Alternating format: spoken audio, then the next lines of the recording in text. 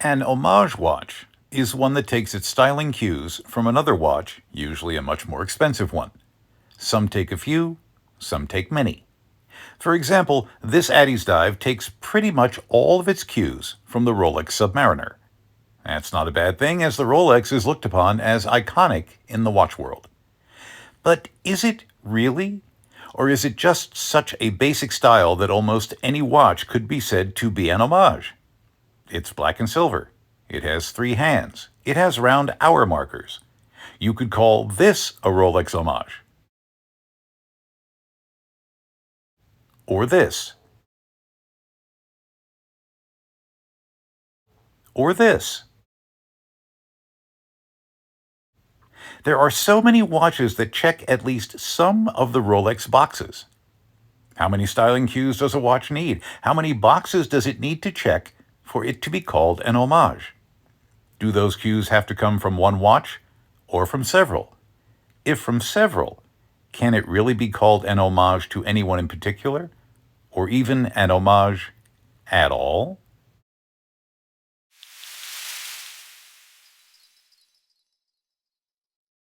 This has got to be the most reflective crystal and ceramic bezel I have ever seen. Look at that. It's insane.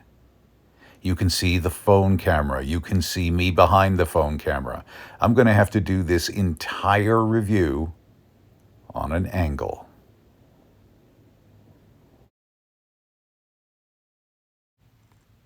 The Addiesdive in today's video, model 2101, has been called an homage to a number of different watches.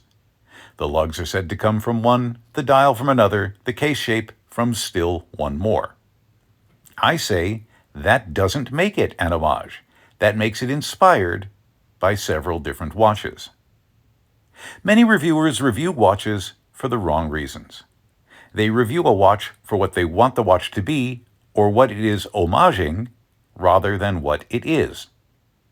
When I reviewed the Heritor Edgard, I was fairly new to the watch world and didn't know it was an homage to the Zodiac Super Seawolf, so I reviewed it for what it was, a great, inexpensive, colorful watch. Getting back to the Addiesdive, this is not an homage, and I won't review it as such. I'll tell you about a really cool, inexpensive watch with great specs. As is typical for Addiesdive watches, the 2101 is an amazing value. It usually goes for under $80 on AliExpress and even less during the frequent sales. For that, you get a domed sapphire crystal, ceramic bezel insert, NH35 movement, 316L stainless steel, all the usual suspects. It comes on this suede strap, which is really great, or a 3-link oyster-style bracelet. I got this one off eBay, I think I'm the third owner, and the buckle says Seiko. Maybe Seiko is behind Addiesdive, or one of the previous owners swapped out the buckle. There is, however, one problem with the strap. It is very comfortable and quite supple, but it is very thick, about 4 millimeters thick. It was too thick for the movable retainer, which ripped off as I was threading the strap through. That makes me think the previous owners never wore it. The watch and strap looked almost brand new when I unboxed it, so that might be true. The watch is beautiful. I love the vintage radium-style coloring. The printed hour markers are slightly raised due to the application of lume, giving the appearance of applied markers. I would usually complain about the lack of applied markers, but for under $80, I understand. It might be a cost-cutting measure, or it may actually be a conscious styling touch. The case has a little cushion vibe going. There's a slight curve below the bezel that complements the case back. Despite my love of cushion case watches, I've always thought steel and cushion are words that just don't go together. Steel suggests hardness, cushion suggests softness. Now, I know that cushion refers more to the shape of the case rather than softness. I also have the same problem with buttery smooth bezel action. If it has clicks, it isn't buttery smooth. If the butter in your kitchen has clicks in it, throw it out, it's gone bad. While we're on the subject of bezels, few things are more subjective. To keep things short, the only bad bezel is one that doesn't stay in place. This one is solid and reassuring. The bezel has a little detail that another reviewer pointed out. Just below the knurling, the bezel angles in, giving a slight feeling of the bezel floating above the case.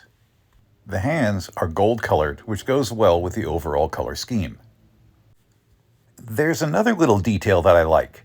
This might be splitting hairs, but look closely at the spacing between the hands and between the hour hand and the dial.